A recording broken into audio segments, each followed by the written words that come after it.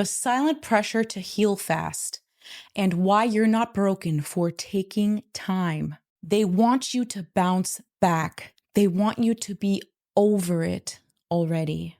But here's the truth. You're not behind. You're rebuilding. And healing, it's not a race. It's a revolution. One that happens quietly, slowly, and on your timeline, not theirs. Hey family, welcome back to the Get Up, Show Up, Never Give Up podcast. I'm your host, Kiana, and today we're addressing a pressure most people never admit. The pressure to heal fast, to get over it before you're even ready to process what happened, to move on because others are uncomfortable watching you grow through pain. If you ever felt ashamed for not being okay yet, if you've ever questioned your strength because you're still in recovery, if you've ever compared your healing timeline to someone else's, this episode is for you. Because today, I'm dismantling the myth that healing should be fast and showing you exactly why taking your time is not just okay, it's necessary. The unseen pressure to get over it. Let's be real. We live in a culture that praises bounce backs. It celebrates overnight success, 30-day transformations, and snapping back like it's a badge of honor. But what happens when your pain doesn't resolve on a tight schedule? You start to feel broken. You internalize guilt. You start hiding your struggle so others don't judge your progress. But here's what they don't say out loud. Healing is not linear. Psychology Today explains it like this. Trauma recovery happens in cycles. You will revisit emotions and wounds more than once. It is not a sign of failure. It is the brain's way of integrating pain and memory over time. Citation, Psychology Today, The Nonlinear Nature of Healing, 2021. So if you're finding yourself reprocessing, revisiting, reevaluating, that's not regression. That's actually a sign that your healing is deep, not surface level. Let me say this with love. You're not behind. You're just healing with integrity. Why you feel broken when you're not. Let's go deeper. There's a concept in psychology called post-traumatic growth, and it's often misunderstood. People think it means you come out stronger, wiser, and ready to run fast. But the real process, it's messy. It includes doubting your progress, feeling numb when you thought you'd feel joy, missing the very thing that hurt you. According to a study in the Journal of Traumatic Stress, researchers found that post-traumatic growth often coexists with ongoing distress. Progress is not the absence of struggle, but the redefinition of strength within it. Citation, Tedeschi and Calhoun, GTS, 2018. That means you can still be hurting and healing. You can cry and still be courageous. You can take your time and still be on time. Let's shift that belief right now. You're not broken because you're still working through it. You're brave because you didn't quit when the world got quiet. Your nervous system knows the truth. Let's talk about something science-backed that most people never consider when they judge their healing pace. Your nervous system knows your true timeline. This is bigger than mindset. This is biology. According to Stephen Porges, creator of polyvagal theory, your body has built-in safety signals, and rushing through healing can keep your nervous system trapped in fight, flight, or freeze, even when you're trying to move on. True healing begins when the nervous system feels safe enough to downregulate and access the ventral vagal state, where connection, creativity, and calm can emerge. Citation Porges, The Pocket Guide to the Polyvagal Theory, 2017. Let me break that down. If you're forcing yourself to heal on someone else's timeline, if you're judging your worth based on how fast you're over it, you're not healing, you're hustling. And trauma plus hustle equals delayed healing. So, what do you do? Implementation, the nervous system reset, daily 5-minute practice. This works. I've used it. Therapists recommend it. You don't need anything but you. Step 1, sit or lie down. Step 2, close your eyes, place one hand on your chest, one on your stomach. Step 3, breathe in for 4 counts, hold for 4, exhale for 6. Step 4, repeat for 5 minutes. Step 5, whisper, it's safe to go slow. Do this every night before bed for 21 days. Why it works. This activates the parasympathetic nervous system, your body's natural healing mode. When you slow your breath, you signal to your brain, I'm not in danger, I'm not behind, I am safe now. And when your body believes you're safe, your healing starts to accelerate naturally. No force, no shame. Comparison is the thief of healing. Let's address the elephant in the room. But they got over it faster than me. Comparison is one of the most dangerous wounds in your healing journey. Why?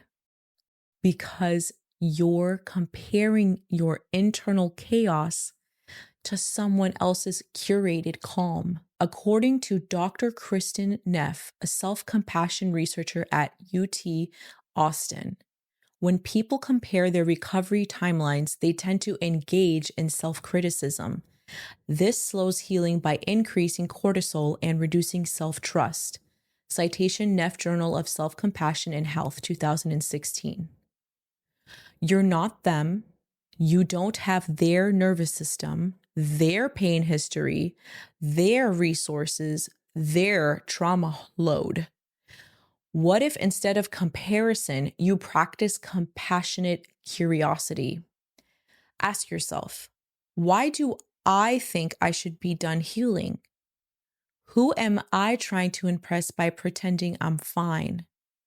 What would change if I allowed myself to be a masterpiece and a work in progress? Your answers will give you more peace than any finished line ever could. The 5-layer healing framework. How to take your time and still move forward. Let's break it all the way down now, because you don't need another vague, just trust the process quote. You need steps. You need a framework that helps you feel safe, not shamed, supported, not rushed, in control, not constantly failing invisible deadlines. So I created this, the 5-layer healing framework based on what's backed by neuroscience, therapy models, and lived reality. Each layer builds on the one before it. You don't have to master all 5 at once. You grow into them one layer at a time. Layer 1, safety over speed. Ask yourself, do I feel emotionally and physically safe enough to heal? Not motivated, not productive, not inspired. Safe. According to Dr. Bessel van der Kolk, author of The Body Keeps the Score, without a sense of safety, the brain does not register safety cues and healing cannot integrate. Citation van der Kolk, 2014. How to apply it. Create healing rituals that are soothing, not stimulating. Examples: lighting a candle before journaling, drinking tea in silence instead of scrolling on your phone, playing soft instrumental music during self reflection. These anchor your body in safety signals. Layer 2: validation before correction. Truth: you cannot change what you haven't first acknowledged. Most of us rush to fix ourselves because we haven't taken the time to say, that really hurt. That wasn't fair. I didn't deserve that. Implementation step: voice memo practice 2 minutes per day. Record yourself naming what you're healing from. For example, I'm still hurt from that friendship ending abruptly. It made me feel disposable. No solutions, just validation. This retrains your nervous system to see your pain as valid, not shameful. Layer 3: micro momentum. Healing doesn't have to look like big leaps. It's in the daily micro wins. According to B.J. Fogg, behavioral scientist at Stanford, tiny habits done consistently are more transformative than occasional big changes. Tiny Habits 2019. How to apply it: choose a tiny healing action that takes less than 60 seconds. Examples: texting a boundary. Can we talk tomorrow instead? Saying no without a 3-paragraph apology. Taking 3 deep breaths before reacting. Micro momentum equals macro healing. Layer 4: identity anchoring. This is about becoming who you're healing into, not obsessing over who hurt you. Ask yourself daily, what does the healed version of me sound like? How do they handle disappointment? What do they allow and no longer allow? Write one answer every morning, not from who you are now, but from who you're becoming. Why it works. This activates neuroplasticity. Your brain literally starts rewiring to believe it's true. Layer 5: sacred witnessing. Healing is personal, but it's not meant to be done alone. The final layer: let someone witness your growth, not fix it, not comment on it, just witness it. It could be a therapist, mentor, friend, support group, or journal entry you read back to yourself out loud. According to Dr. Gaber Mate, the essence of trauma is disconnection. The essence of healing is reconnection, especially with someone safe enough to witness your pain. Citation: The Myth of Normal, 2022. Even if the witness is your own voice in a playback, still works. Recap: the 5 layers of real-world healing. 1, safety over speed. 2, validation before correction. 3, micro momentum. 4, identity anchoring. And 5, sacred witnessing. These aren't steps you graduate from. They are layers, always accessible, always available.